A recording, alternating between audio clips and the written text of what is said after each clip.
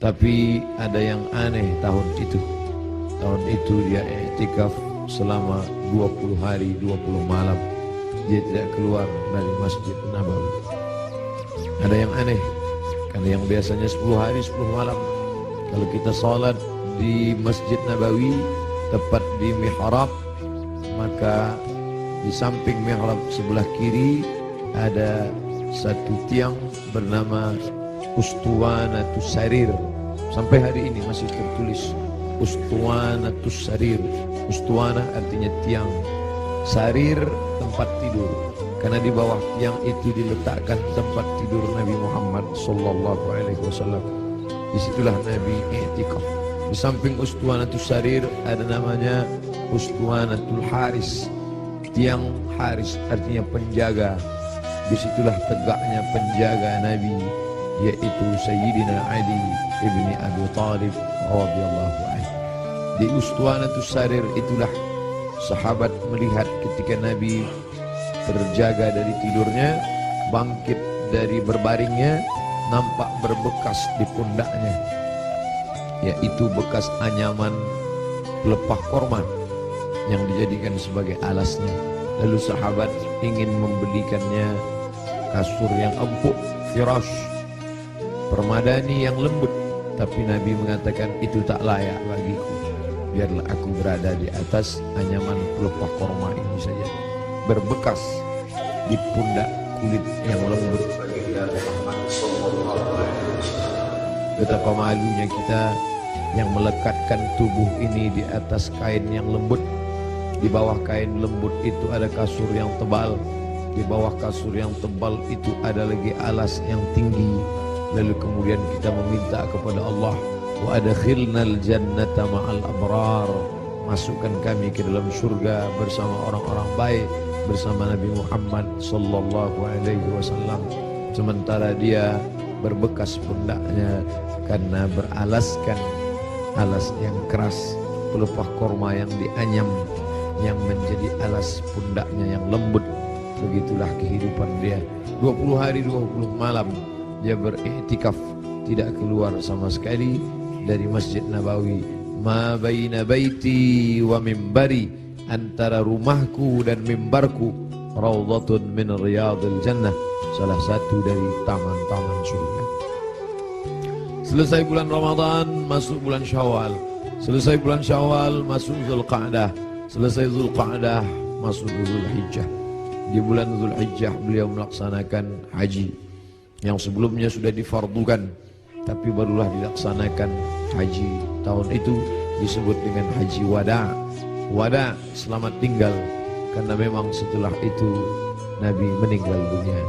Maka pada haji wada itu dia pergi ke tanah suci Makkah Al-Mukarramah. Ada yang unik, ada yang aneh. Biasanya beliau berkurban kambing, dia potong 1 ekor untuk keluarganya. Hadza li Muhammad, wa untuk keluarga Muhammad. Kemudian dia potong lagi, hadza li ummati Muhammad, ini aku potong untuk umat Muhammad sallallahu alaihi wasallam. Tapi pada saat tahun itu di Mina, beliau tidak menyembelih 2 ekor, tapi beliau menyembelih dengan tangannya sendiri 63 ekor unta. Tepat pada angka 63 dia berhenti dan dilanjutkan oleh Sayyidina Ali sebanyak 37 ekor. Maka lengkaplah 100 ekor. Tidak ada satupun sahabat yang terpikir ada signal, ada tanda sesuatu tentang mengapa berhenti di angka 63. Setelah meninggal dunia 2 bulan sesudah itu, karena saat itu bulan Zulhijjah, Muharram, Safar, Rabiul Awal, 2 bulan lebih setelah itu barulah semuanya paham mengapa berhenti pada angka 63. Ternyata Nabi tidak ingin satupun tahun hidupnya itu kosong daripada berkorban. Tahun pertama dia potong, tahun kedua sampai 63. Lalu kemudian setelah itu barulah dilanjutkan pemotongan onta itu oleh Sayyidina Ali karramallahu wajhah radhiyallahu anhu. Apa makna di balik itu? Bahwa Nabi tidak ingin ada 1 tahun pun kosong dari kurban. Nabi ingin ada penyembelihan kurban di setiap umur, di setiap usia, di setiap waktu yang dilewati ada penyembelihan kurban. Lagi-lagi ada yang aneh, tidak seperti sebelumnya. Sebelumnya hanya 2 ekor kambing, tapi saat itu dia potong langsung 63, dilengkapkan 37 menjadi 100 ekor. Lalu kemudian sallallahu alaihi wasallam kembali ke kota Al-Madinah Al-Munawwarah, masuk bulan Muharram, masuk bulan Safar, masuk bulan Rabiul Awal. Lalu kemudian beberapa hari menjelang meninggal, Nabi berziarah ke makam Baqi yang ada di samping Masjid Nabawi sebelah kiri menghadap ke arah kiblat. Pulang dari Baqi, beliau merasakan sakit kepala yang amat sangat keras. Itu dia adukan kepada Sayyidatuna Aisyah Ummul Mukminin radhiyallahu anha. Beliau juga mengadukan bagaimana masih terasa sakit, sisa-sisa tertelan racun yang diberikan seorang perempuan Yahudi dulu beberapa tahun yang lalu, 3 tahun yang lalu, tepatnya di tahun ke-7 ketika orang Khaybar mengundang dia di perkampungan Yahudi Khaybar. Di Madinah ada Yahudi Bani Nadir, ada Yahudi Bani Quraidah, ada Yahudi Bani Qainuqa, ada Yahudi Khaybar. Lalu mereka mengundang Nabi ke Khaybar. Mereka tanya, makanan apa yang paling disukai Nabi? Nabi menjawab, makanan yang paling disukai Nabi adalah kaki kambing bagian depan. Lalu mereka sajikan kaki kambing bagian depan itu, karena itu makanan kesukaan Nabi. Rupanya di bagian depan kaki kambing itulah mereka tanamkan racun yang paling sangat banyak, paling berbahaya. Sahabat Nabi yang mengunyah daging kambing itu langsung meninggal di tempat. Nabi SAW sepakat semua ahli sirah bahwa Nabi memasukkan daging kambing itu ke mulutnya, tapi mereka ikhtilaf tentang menelan. Maka segera Jibril alaihissalam memberitahu bahwa ada racun. Nabi memuntahkannya keluar, tapi ada beberapa tetes air liur masuk ke dalam. Kenapa itu terjadi? Bukankah Allah menjaganya? Bukankah malaikat mendapatkan wahyu, mendapatkan ilham, mendapatkan pesan untuk menjaga Nabi? Kenapa bisa terjadi? Hikmah di balik itu menurut ahli sirah, Allah ingin menyempurnakan nikmat kepada Nabi Muhammad sallallahu alaihi wasallam, bukan hanya sebagai nikmat penutup para nabi dan rasul, tapi juga nikmat sebagai mati sebagai seorang syahid. Dia sudah cukup penutup nabi dan rasul, tapi Allah lengkap. Tak ingin hanya sebagai penutup nabi rasul, dia juga meninggal sebagai seorang syahid karena meninggal akibat racun yang tertelan di Khaybar. Aku masih merasakan sisa-sisa racun itu, wahai Aisyah. Lalu kemudian Nabi SAW sempat mengalami kehilangan kesadaran. Lalu sahabat mengambilkan air yang disimpan di dalam khirbah kulit kambing yang dijahit, sampai tidak keluar air dari kulit kambing itu karena ketat jahitannya. Lalu kemudian disiramkan ke wajah Nabi Muhammad sallallahu alaihi wasallam. Ketika air itu disiramkan ke wajah Nabi, Nabi pun tersadar. Dan saat Nabi tersadar, apa yang dia inginkan? Biasanya orang kalau sudah pingsan, dia inginkan makanan, dia inginkan kenikmatan, dia inginkan sesuatu. Tapi Nabi SAW menginginkan solat berjamaah, dibawa ke Masjid Nabawi. Tapi saat itu keadaannya lemah, kakinya terseret, dia dipapah oleh sahabat Nabi, oleh Sayyidina Ali radhiyallahu an bersama Fadl ibnu Abbas. Satu di sebelah kiri, satu di sebelah kanan. Mereka memegang tangan Nabi, kedua tangan Nabi di pundak Ali dan Fadl. Kedua ini adalah saudara, seperti saudara kandung. Nabi anak tunggal sendirian. Dia tidak punya saudara kandung, tapi ayahnya punya saudara kandung. Ayah Nabi bernama Abdullah. Abdullah punya saudara bernama Abbas. Abbas punya anak laki-laki, itulah dia Fadl bin Abbas. Abdullah punya saudara kandung bernama Abu Talib. Abu Talib punya anak laki-laki bernama Ali. Ayah mereka adik-beradik kandung. Abdullah, Abbas, Abu Talib. Abu Talib punya anak Ali, Abdullah punya anak Muhammad, Abbas punya anak Fadl. Ketiga anak laki-laki ini bersaudara kandung, satu nasab dengan datuk mereka Abdul Muttalib. Abdul Muttalib anak Hashim, Hashim anak Abdi Manaf, Abdi Manaf anak Qusay, keturunan Kilab Lu'ay Fihir, cucu cicit daripada Ismail, anak kandung Ibrahim alaihissalam. Maka pada saat itu saudara yang seperti kandung ini memapah Nabi, membawa ke Masjid Nabawi. Nabi tetap tidak meninggalkan sholat berjamaah. Sampai pada akhirnya beliau tidak lagi sanggup mampu untuk membimbing sholat berjamaah, maka beliau minta Sayyidina Abu Bakr As-Siddiq radhiyallahu an untuk membimbing sholat berjamaah. Itulah muncul ijtihad sahabat. Mengapa yang menjadi khalifah setelah Nabi itu Abu Bakar? Kenapa bukan Umar? Karena ada signal seperti semacam pemberitahuan secara rahasia bahwa setelah Nabi meninggal, kepemimpinan akan jatuh pada Abu Bakar Siddiq. Karena imamah ada dua, imamatun sughra, imam kecil, imam salat, imamatun kubra, imam besar, pemimpin negeri. Kalau sudah imam kecil, pemimpin salat, menunjukkan tanda itu juga menjadi imam besar, imam pemimpin negeri. Maka ketika Abu Bakar Siddiq yang diminta sebagai pengganti imam saat Nabi sakit, seolah-olah seperti signal pertanda Nabi memberikan ridha.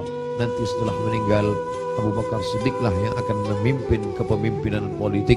Maka berbaiatlah sahabat setelah Nabi SAW meninggal. Salat dipimpin oleh Abu Bakar Siddiq radhiyallahu an. Sahabat menunggu, Nabi tak juga keluar. Ternyata signal itu diberikan kepada Abu Bakar. Abu Bakarlah yang memimpin salat. Sampai akhirnya pada suatu ketika Nabi membuka tirai jendela dari samping kamarnya bersama Aisyah yang langsung tembus ke Masjid Nabawi. Sahabat sudah tegak berdiri. Sahabat menunggu bahwa akan dipimpin oleh Nabi, tapi mereka faham Nabi tidak dapat berjalan. Nabi tetap berada di kamarnya. Nabi hanya melihat dari balik jendela, dari pertanda wajahnya, dari anggukan kepalanya. Sadarlah mereka bahwa Nabi memberikan signal, solatlah bersama Abu Bakar Siddiq. Nabi tetap berada di kamarnya karena dia tidak bisa ikut serta bersama para sahabat yang akan melaksanakan solat. Lalu kemudian dibawa oleh Fadl dan Abu Bakar, dibawa oleh Fadl dan Ali, diberikan kekuatan oleh Allah Subhanahu wa taala. Nabi naik ke atas mimbar tepat pada hari Rabu. Hari Rabu terakhir, Kamis, Jumat, Sabtu, Ahad, Senin, 5 hari menjelang meninggal.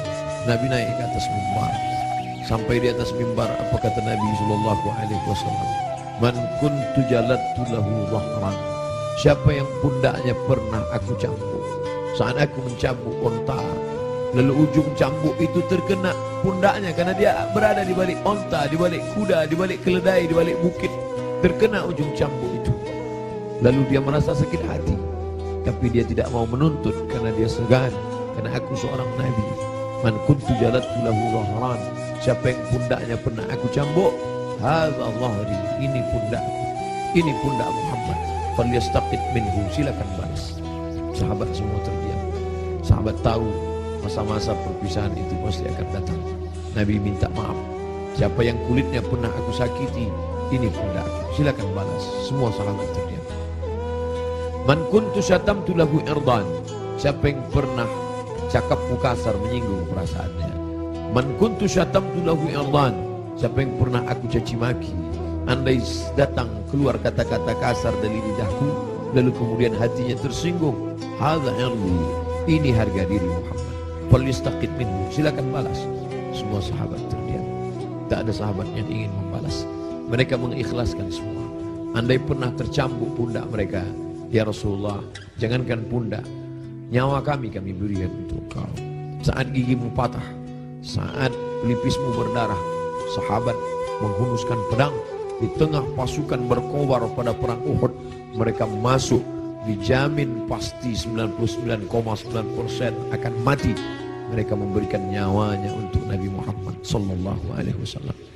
Abu Bakar Siddiq hartanya, emasnya, sampai berbungkal dia berikan untuk biaya hijrah. Jangankan nyawa, jangankan harta, semua kami berikan untukmu ya Muhammad. Semua sahabat terdiam. Lalu kemudian Nabi bertanya, siapa yang pernah aku pinjam uangnya dan belum dibayar? Kemudian tegak seorang sahabat, innalaka alayya thalatha darahim. Engkau ada utang 3 dirham ya Muhammad. Engkau pernah pinjam uang thalatha darahim, 3 dirham dan belum terbayar. Apa kata Nabi kepada Fadl? Fadl duduk di samping mimbar. Idfa ya Fadl, bayarkan wahai Fadl. Bayar 3 dirham kepada dia. Fadl segera membayarkan 3 dirham karena Nabi tidak ingin tertinggal 3. Kalau pernah tersakiti fisik, pipi yang tertampar, rambut yang tertarik, kulit yang terluka, jangan sampai kita bawa mati menghadap Allah. Kalau pernah ada hati yang tersakiti, jangan sempat ada hati orang yang sakit, maka mintalah maaf. Itu yang ditunjukkan oleh Nabi Muhammad sallallahu alaihi wasallam. Lalu kemudian hutang piutang, walaupun mati syahid, orang mati syahid tidak akan merasakan sakaratul maut. Orang yang mati syahid tidak akan merasakan azab kubur. Orang yang mati syahid tidak akan merasakan hisab. Orang yang mati syahid langsung masuk surga. 4 keutamaan mati syahid. Ilat dain, kecuali hutang piutang. Nabi Sayyidul Anbiya wal Mursalin pun tidak ingin ada hutang piutang. Maka dia minta kepada Fadl, idfa ya Fadl, bayar wahai Fadl. Fadl membayar. Tapi sahabat sudah merasa tidak enak hati. Mereka sudah tahu detik-detik perpisahan itu tak akan lama lagi. Tanda-tanda itu sudah mereka rasakan sejak dari Ramadan, sejak dari haji, sejak dari Zulqa'dah, sejak dari Zulhijjah, sampai Muharram, sampai Safar, sampai ketika beliau berziarah. Tiba-tiba beliau pergi berziarah bersama para sahabat ke Bukit Uhud. Di bawah Bukit Uhud beliau ucapkan salam kepada syuhada Uhud. Assalamualaikum bi ahli diyar minal mu'minin wa inna insyaallah bikum lahiqun. Insyaallah kami akan menyusul kamu wahai syuhada Uhud. Nas'alullah lana wa lakumul afiyah. Sahabat mengerti, nampaknya seperti ucapan perpisahan, seakan-akan ucapan wada. Nabi akan meninggalkan mereka tak lama lagi. Lalu kemudian sampailah mereka melihat sakitnya Nabi. Akhirnya dia terbaring dan dia memilih kamar bersama Aisyah, karena kamar itulah yang paling dekat dengan mihrabnya, hanya lebih kurang 22 meter saja. Di sini mihrabnya, di samping mihrab mimbarnya, di samping kiri menghadap ke kiblat, disitulah kamarnya. Antara jarak yang begitu dekat. Biasanya Bilal mengetuk pintu karena Nabi salat qabliyah di kamar. Nabi tidak salat qabliyah di dalam masjid. Nabi salat qabliyah di kamar.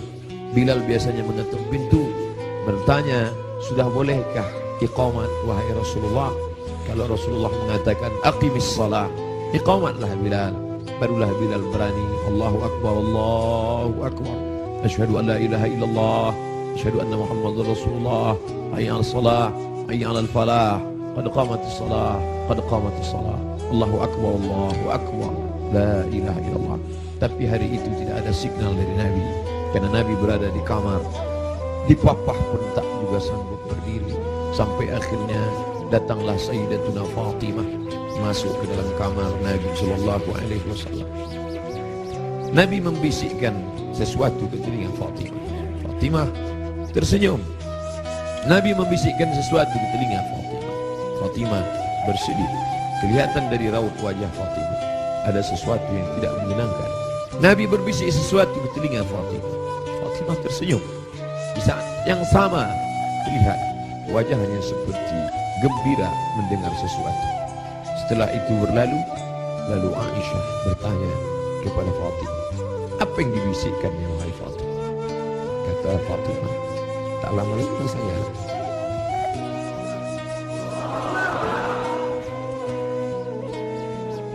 tak lama lagi masanya aku akan menghadap Allah SWT.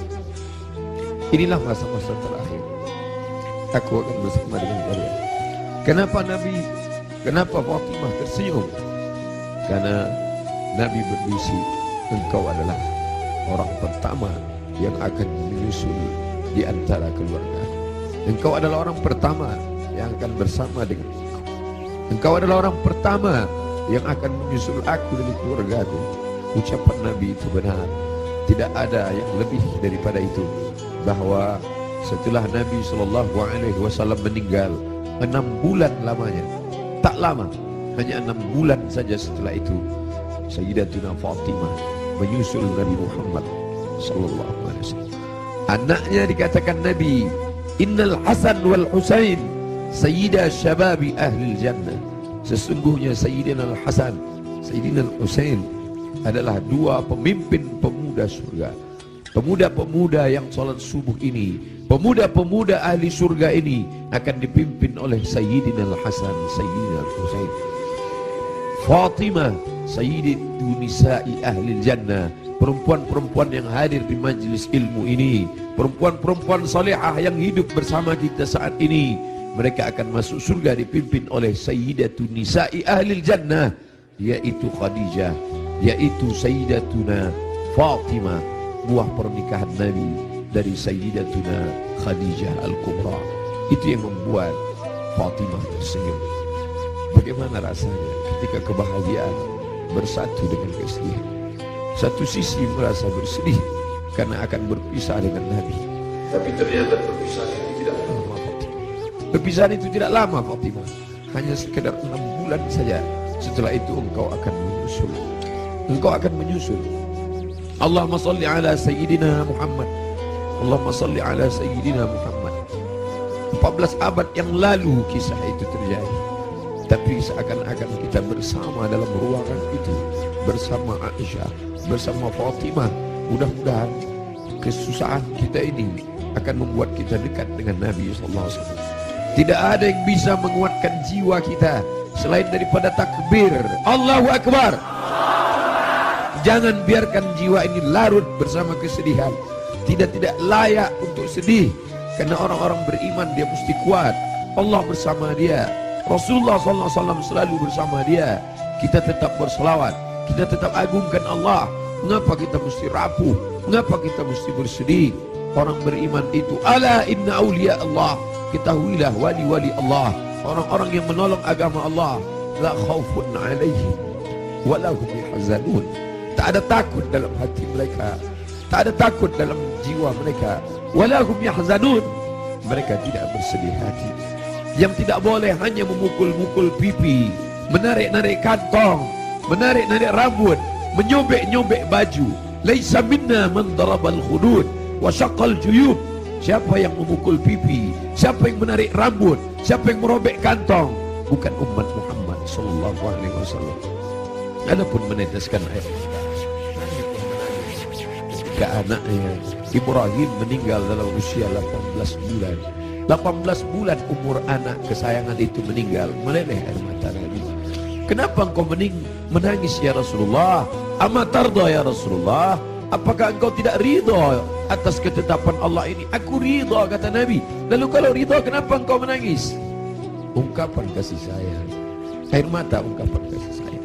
Kita bukan marah kepada Allah, kita bukan tidak senang. Ini bukan niyaha, ini bukan ratapan, ini bukan majelis ratapan. Ratapan adalah sumpah serapah. Mengapa anakku yang meninggal?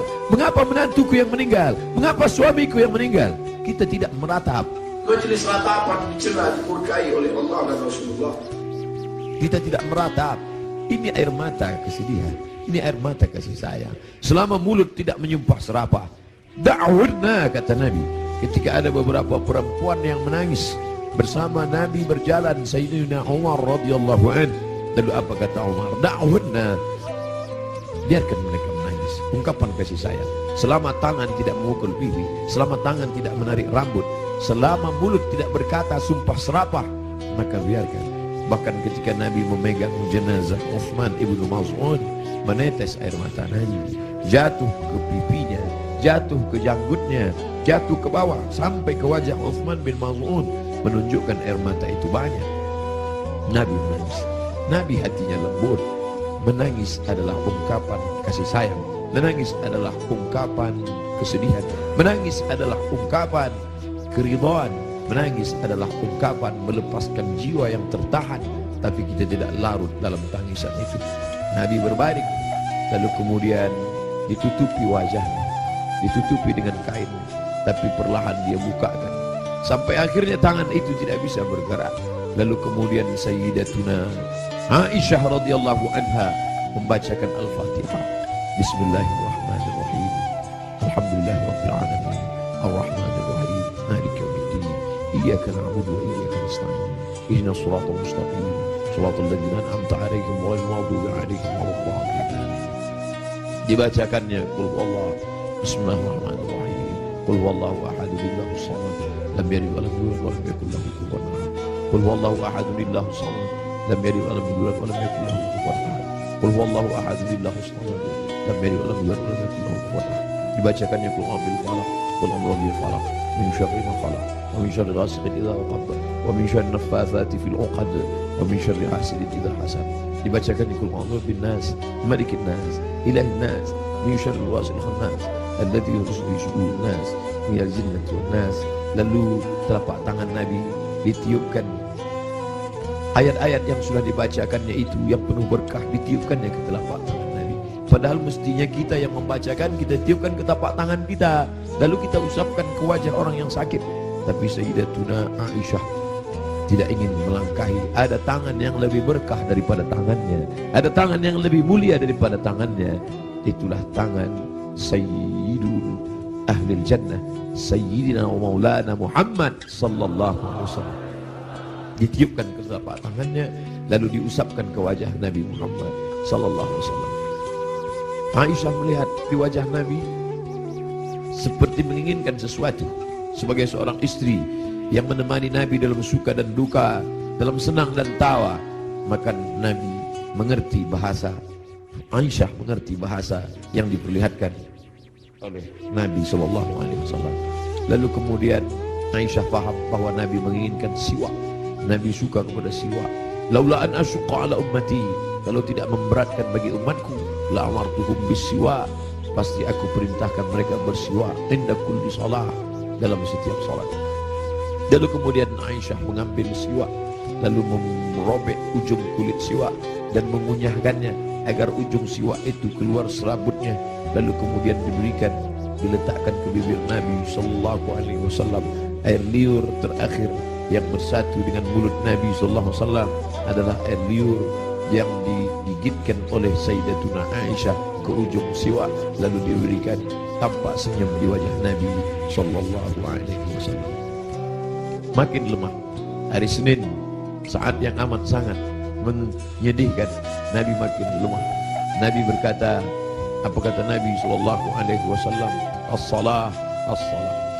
As-salah, as-salah. Salat. Wa ma malakat aymanukum, dan budak hamba sahaya. As-salah simbol tentang hubungan hablim min Allah. Jangan pernah putus. Jangan pernah putus salat. Jangan tinggalkan salat. Jangan tinggalkan masjid. Pesan Nabi itu, kita tidak hanya sekedar larut meneteskan air mata, tapi juga kita menjalankan sunnah Rasulullah sallallahu alaihi wasallam. Beginilah ramainya umat Muhammad sallallahu alaihi wasallam. Wahai Abdus Samad, mereka datang bukan karena engkau. Wahai pengurus masjid, mereka datang bukan karena engkau. Mereka datang karena ingin melaksanakan pesan terakhir Nabi, as-salah, as-salah, as-salah. Salat. Wa ma malakat aymanukum, hamba sahaya. Orang yang paling lemah, rendah levelnya, budak hamba sahaya. Nabi tidak mengatakan jaga ibumu, karena kalian pasti menjaga ibu kalian. Jaga ayahmu, karena kalian pasti menjaga ayah kalian. Jaga istrimu, karena kalian menjaga. Tapi ada orang yang paling lemah, paling rendah, budak hamba sahaya. Jangan kalian sia-siakan. Jangan kalian hardi. Jangan kalian susahkan mereka. Jangan kalian buat mereka seperti kuli. Jangan buat mereka. Nabi mengajarkan membebaskan budak hamba sahaya. Akhirnya hari ini tidak ada lagi perbudakan, tidak lagi hamba sahaya, tapi pembantu-pembantu kalian. Jangan kalian makan gajinya.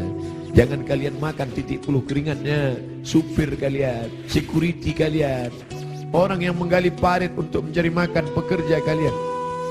Sampai hati kalian makan titik puluh keringatnya. Sampai masanya nanti mereka lebih mulia daripada kalian, dan amal salat kalian, puasa kalian akan habis diambil.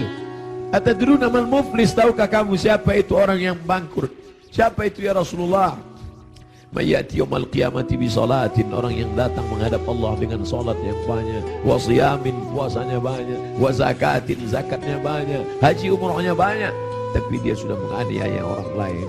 Qad syatama hadza, mencaci maki si fulan, wa daraba hadza, menempeleng si fulan, wa akala mala hadza, memakan harta si fulan, wa syatama hadza, mencaci maki si fulan. Mereka akan datang menuntut di hadapan Allah.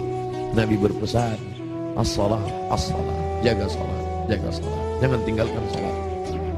Wa ma malakat aymanukum, budak kalian, hamba sahaya kalian. Hari ini tidak lagi ada hamba sahaya, tapi ada orang-orang lemah di sekitar kita. Anak yatim di antara kalian, jaga. Fakir miskin di antara kalian, jaga. Janda-janda tua, suaminya sudah meninggal, hidup sebatang kara, anaknya tidak lagi ada, jaga, jangan sampai mereka kelaparan. Mereka orang-orang yang al-mustad'afun, orang-orang lemah, berada di bawah kekuasaan kalian, maka tolong bantu mereka. Apa kata Nabi sallallahu alaihi wasallam sebelum dia meninggal? La'anallahu al-yahud wan nasara. Allah melaknat Yahudi dan Nasrani. Kenapa? Ittakhadhu qubur anbiya'ihim masajid. Mereka menjadikan kubur nabi-nabi dan orang soleh di antara mereka, mereka robah menjadi masjid, mereka robah menjadi tempat ibadah. Nabi melarang. La'anallahu al-yahud wan nasara. Allah melaknat Yahudi dan Nasrani. Ittakhadhu qubur anbiya'ihim masajid. Alhamdulillah, sampai hari ini tidak ada satupun orang Islam di dunia ini yang meratakan kubur dengan tanah, lalu di atas kubur itu dibangun masjid sebagai tempat ibadah. Tidak ada. Di bawah lantai ini tidak ada kuburan. Andai ada kubur di bawah lantai ini, maka kita sudah melanggar peringatan terakhir. Detik-detik menjelang Rasul meninggal, biasanya orang meninggal akan menyampaikan pesan-pesan penting. Hari itu dia lepaskan semua. Budak-budak hamba sahayanya dia merdekakan semua. Tombaknya, pedangnya, baju besinya dia wakafkan semua fisabilillah. Tidak ada yang melekat pada tubuhnya. Dia ingin mati menghadap Allah Subhanahu wa taala dalam keadaan bersih sebersih-bersihnya. Tapi pesan-pesan ini penting. Dia tidak ingin ada orang membangun makam menjadi tempat ibadah, lalu kemudian orang beribadah di sana, sholat di atasnya. Adapun ada makam di samping kiri masjid, di samping kanan masjid, ada dinding, ada jalan, maka itu tidak termasuk menjadikan makam sebagai masjid. Yang dilarang hanyalah meratakan makam lalu dibangun masjid di atasnya. Laknat Allah, laknat Rasulullah kepada mereka yang melakukan itu. Dan kita tidak ada satupun yang melakukan itu. Masjid kita bersih daripada ini. Sampai akhirnya saat petang hari Nabi mulai mengatakan, apa kata Nabi SAW? Ma'an nabiyyin was-siddiqin was-syuhada was-salihin wa hasuna ulaika rafiqa. Ma'an nabiyyin, akan bersama dengan para nabi, Adam, Idris, Nuh, Hud, Saleh, Ilyas, Ilyasa, Zakaria, Musa, Yahya, Ayub, Sulaiman, Zulkifli. Mereka sudah lama menantikan saat Isra Mi'raj bertemu di langit pertama, bertemu di langit kedua, bertemu di langit ketiga. Bahkan wa antal imam, engkau yang menjadi imamnya saat salat di Masjidil Aqsa. Tapi ini pertemuan bukan antara hidup dengan mati, tapi pertemuan antara orang yang sudah meninggalkan kehidupan. Ma'an nabiyyin, akan bersama dengan para nabi. Was-siddiqin, akan bersama dengan para siddiqin, orang-orang yang benar. Was-syuhada, akan bersama dengan orang yang mati syahid. Was-salihin, akan bersama dengan orang-orang yang soleh. Wa hasuna ulaika rafiqa, mereka itulah sebaik-baik teman. Kalian sahabat-sahabat, kalian adalah orang-orang baik, tapi aku akan bertemu dengan orang yang lebih baik. Siapa dia? Para nabi, was-siddiqin, was-syuhada, was-salihin. Puncaknya kalimat panjang itu tak lagi keluar dari mulut Nabi, tapi mengatakan Allahumma birrafiqil a'la, akan bersama dengan Allah yang maha tinggi. Tidak ada lagi. Tadi bersama sahabat, bersama istri, bersama anak, bersama Sayyidatuna Fatimah, bersama Sayyidatuna Aisyah, tapi hari ini sudah lebih tinggi lagi, bersama para nabi, bersama siddiqin, bersama syuhada, bersama salihin. Tapi setelah itu hanya tinggal satu, Allahumma birrafiqil a'la, bersama Allah Subhanahu wa taala. Nampak perlahan roh itu keluar dari jasad Nabi sallallahu alaihi wasallam. di kamar yang agung dan mulia, di tempat yang mulia antara kamar itu dan mimbar. Ma baina baiti wa mimbari raudhatun min riyadil jannah. Meninggallah Nabi Muhammad sallallahu alaihi wasallam. Inna lillahi wa inna ilaihi raji'un. Sampai berita itu kepada sahabat. Ada sahabat yang tak tahan, mangkat tersedak sampai ke kerongkongan. Tapi berita itu sampai kepada Sayyidina Umar bin Khattab. Umar orang yang amat sangat hebat. Sebelum Umar masuk Islam tidak ada orang yang berani membaca Al-Quran dengan suara keras. Semuanya bersembunyi.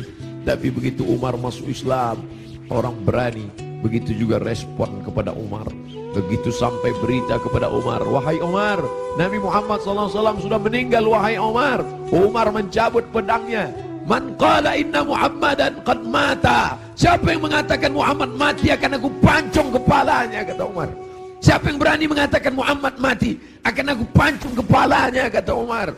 Saat itu datang Abu Bakar Siddiq.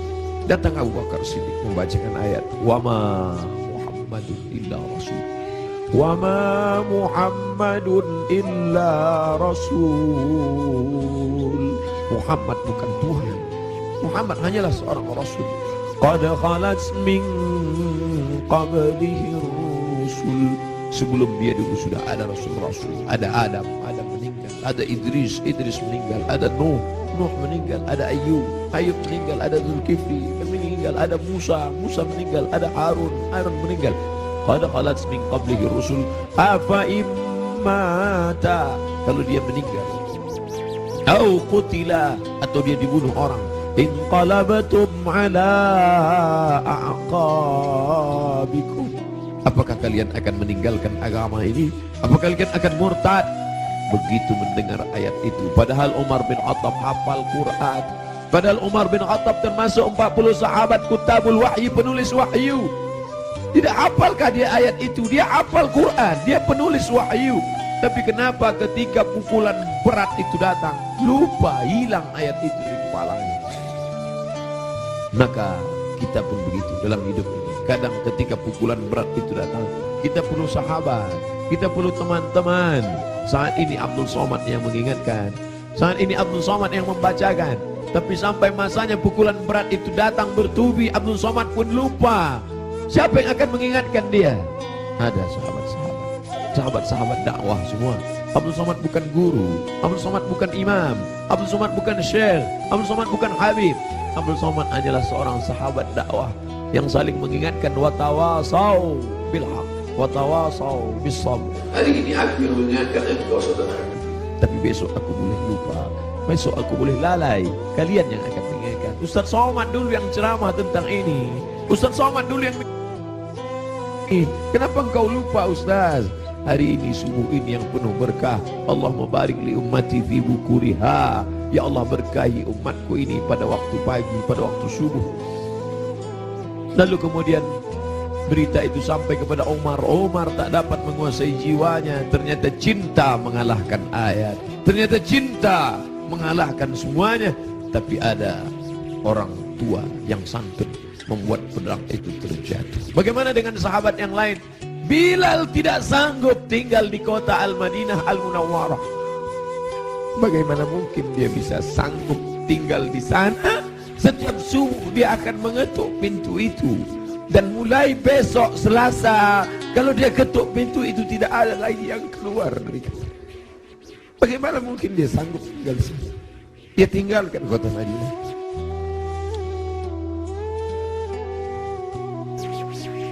Bilal tak sanggup memandangkan azan. Bilal pergi ke negeri Syam. Dia tinggalkan kota Al-Madinah Al-Munawwarah. Dia pergi ke negeri Syam. Sampai akhirnya Anas bin Malik pergi pindah ke Basrah. Anas bin Malik, sahabat yang terakhir meninggal di Basrah tahun 93, tahun 94 Hijrah. Mereka tidak sanggup. Mereka tidak sanggup tinggal di sana. Sebagian sahabat menetap karena kekuatan iman, kekuatan cinta. Tapi sebagian sahabat juga harus menghindar jauh karena kerinduan yang begitu mendalam. Sampai akhirnya Bilal tetap menetap di sana. Sampai akhirnya Umar merasa perlulah Bilal kembali sekali-sekali. Datanglah Bilal ke kota Al-Madinah Al-Munawwarah. Aku tidak sanggup, kata Bilal. Bagaimana aku akan mengumandangkan azan di sana? Yang biasanya kalau aku mengumandangkan azan, setelah itu aku iqamah. Kalau aku iqamah ada yang keluar dari kamar itu. Nanti kalau aku iqamah tidak ada yang keluar dari sana. Tidak sanggup aku. Sampai akhirnya datang Sayyidina Al-Hasan, Sayyidina Al-Husain. Bilal tidak sanggup menolak. Ini yang meminta adalah cucu Nabi Muhammad sallallahu alaihi wasallam. Datanglah Bilal ke kota Al-Madinah. Kami tahu cintamu kepada Nabi luar biasa. Kami tahu engkau bersama dengan Nabi sallallahu alaihi wasallam. Kami tahu bahwa engkau amat sangat kagum besar cintamu. Tapi datanglah. Bilal tak sanggup menolak. Yang akan dia temui ini bukan orang biasa, tapi cucu yang mengalir darahnya dalam darah mereka. Maka dia datang. Hari itu Bilal datang ke kota Al-Madinah. Bilal mengumandangkan azan subuh. Terdengar suara Bilal. Allahu Akbar, Allahu Akbar. Sahabat mendengar suara yang tak pernah mereka dengar. Itu suara orang yang dulu ketika azan berkumandang pasti Nabi akan keluar. Kalau begitu Nabi hidup lagi, kata mereka. Itu dulu suara, dulu sudah lama kami tak mendengar suara itu. Berarti dia sekarang sedang berada di Madinah. Berarti dia sedang datang sekarang. Kami ingin mendengarnya. Kami ingin ramai sahabat Nabi datang berbondong-bondong. Ramai mereka datang ke Masjid Nabawi karena mereka yakin dan percaya kalau suara itu keluar Nabi pasti akan datang. Tapi ternyata tidak. Ketika Bilal mengumandangkan azan, mereka hanya berjumpa dengan Bilal. Mereka hanya berjumpa dengan Sayyidina Husain, cucu Nabi Muhammad sallallahu alaihi wasallam. Kita tak pernah bersedih. Kita tak pernah bersedih. Kita hanya mengucapkan setiap hari Assalamu alayka ayyuhan nabiyyu wa rahmatullahi wa barakatuh. Nanti kalian akan minum dari telaga ini. Nabi naik ke atas mimbar, aku lihat ada telaga, kata Nabi. Ada telaga Haud dan kalian akan minum di sini. Siapa yang minum dari sana ya Rasulullah? Ikhwani, saudaraku akan minum dari sana. Kamikah itu ya Rasulullah? Enggak. Antum ashabi, kalian sahabat. Kalian sahabat. Yang akan minum nanti di sini ikhwani. Siapa itu ya Rasulullah? Amanu bi wa lam yarawni. Mereka beriman kepadaku padahal tak pernah melihat aku. Mudah-mudahan kita termasuk di sana. Aku bukan orang Arab. Aku tidak Quraisy, aku tidak pernah bersamanya, tapi aku berharap, kita semua berharap 14 abad jarak kita dengan dia, 1439 tahun yang lalu jarak kita dengan dia. Dia sudah memikirkan kita, patah giginya, berdarah pelipisnya, berdarah kakinya. Sahabat berkata, engkau punya doa mustajab ya Rasulullah, engkau punya doa makbul ya Rasulullah. Kau doa sekali saja rata mereka dengan tanah. Kau doa sekali saja mati mereka ya Rasulullah. Mintakan doa itu ya Rasulullah. Allahumma salli ala Sayyidina Muhammad. Sekali saja engkau berdoa ya Rasulullah, akan mati mereka semua. Kata Rasulullah, tidak. Doa itu aku simpan. Untuk siapa? Untuk kalian nanti di padang mahsyar. Aku simpan doa itu syafaatan li ummati. Dia pikirkan kita 14 abad yang lalu. Apa yang kita lakukan untuk agamanya ini? Apa yang sudah kita buat? Orang-orang kaya, tolonglah agama Allah ini. Kalian dirikan MDA. Tolong fakir miskin. Air mata tidak cukup untuk menolong agama Rasulullah SAW. Pemimpin-pemimpin, raja-raja, sultan-sultan, kalian semua akan mati menghadap Allah. Satu-satunya syafaat hanyalah syafaat Rasulullah SAW. Sungguh ini, bapak-bapak dari kepolisian, bapak-bapak dari TNI, hadirin hadirat sekalian, kita semua insya Allah mendapat syafaat Nabi Muhammad SAW. Cinta kita mendalam. Abdul Somad, kau bukan siapa-siapa.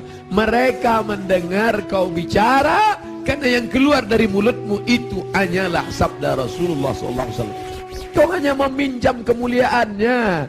0,001% yang dipinjamkannya ke mulutmu, kau hanya cerita tentang dia. Mereka sayang kepadamu karena dia. Allahumma salli ala Sayyidina Muhammad. Kami cinta kepada Allah, kata Yahudi. Kami cinta kepada Allah, kata Nasrani. Kami cinta kepada Allah. Qul, katakan, in kuntum tuhibbunallah, kalau memang betul kalian cinta kepada Allah, fattabi'uni, ikuti aku. Tidak ada yang diterima di akhirat kecuali orang yang mengikuti Muhammad. Asyhadu an la ilaha illallah wa asyhadu anna Muhammadan Rasulullah. Kerinduan kita kepada dia. Mereka dulu mencium wajahnya, mereka dulu mencium tapak tangannya. Apa kata Anas bin Malik, orang yang paling beruntung itu? Khadimtun Nabi 10 sinin, aku melayani dia 10 tahun lamanya. Sendalnya aku bawakan, air wuduknya aku siapkan, aku berjalan di belakangnya, aku cium tapak tangannya, lebih harus dari sutra, lebih harum, atyabu min rihil miski, lebih harum dari semerbak kasturi. Kami tidak seberuntung engkau Anas bin Malik, tapi kami ingin ikut bersamanya, dan kami ingin minum di telaga itu bersama Rasulullah sallallahu alaihi wasallam. Siapa yang minum di telaga ini, la yadma'u fiha abadan, tidak akan haus untuk selamanya. Selamatkan anak-anak cucu kami ya Allah, jangan sampai beralih akidah kepada yang lain. Kerinduan kita kepadanya hanya dapat kita lakukan dengan 1, dengan 2, dengan 3. Tolong agamanya, tolong agamanya. Dan kita perbanyak selawat. Asal datang rindu dalam hati selawat. Allahumma salli ala Sayyidina Muhammad wa ala ali Sayyidina Muhammad. Tapi dia juga masih punya keturunan-keturunan. Ada keturunan-keturunan itu tetap terjaga. Para habaib kita, Habib Omar bin Hafiz, para ahli bait yang ahlu sunnah wal jamaah, ahli bait yang mencintai Omar tapi juga mencintai Ali, ahli bait yang mengagungkan Ali tapi juga tidak mencaci maki Abu Bakar, Omar, Uthman. Karena ada juga yang mencaci maki Abu Bakar, Omar, Uthman. Ikutlah ahli bait, ikutlah keturunan Rasulullah sallallahu alaihi wasallam yang tidak membeda-bedakan antara sahabat. Mereka tetap berkata, Abu Bakar Siddiq radhiyallahu an, Umar ibn Khattab radhiyallahu an. Para habaib, Habib Ahmad Al-Kaf, Habib Jindan, Habib Zain ibn Sumaid, para habaib yang tak mungkin saya sebutkan satu persatu. An asila ila qarabati Rasulillah sallallahu alaihi wasallam, menyambung hubungan dengan para habaib keturunan Rasulullah. Ahabbu ilayya, lebih aku cintai, min an asila ila qarabati, daripada menyambung hubungan dengan kerabatku sendiri. Motivasi itulah yang membuat al-fakir yang hina datang menjumpai Habib Rizik Syihab, mencium tangannya, memeluknya, karena dia salah satu dari bagian keturunan Rasulullah sallallahu alaihi wasallam yang berpegang teguh kepada ahlu sunnah wal jamaah. Kita muliakan mereka bukan hanya sekedar darahnya mengalir dalam darah mereka, darah Nabi ada dalam darah mereka, tapi juga karena mereka memperjuangkan syariat datuk mereka. Kita ikut bersama mereka. Yang kita inginkan adalah kita semua bersama, anak, istri, keturunan, cucu, cicit, sahabat, kerabat, jamaah, bersama dengan Nabi Muhammad sallallahu alaihi wasallam. Ala hadhihi niyyah wa kulli niyatin salihah. Al-Fatihah. A'udzu billahi minasyaitonir rajim. Bismillahirrahmanirrahim. Alhamdulillahi rabbil alamin. Ar-Rahmanir Rahim. Maliki yaumiddin. Iyyaka na'budu wa iyyaka nasta'in. Ihdinas siratal mustaqim. Siratal ladzina an'amta 'alaihim ghairil maghdubi 'alaihim waladdallin.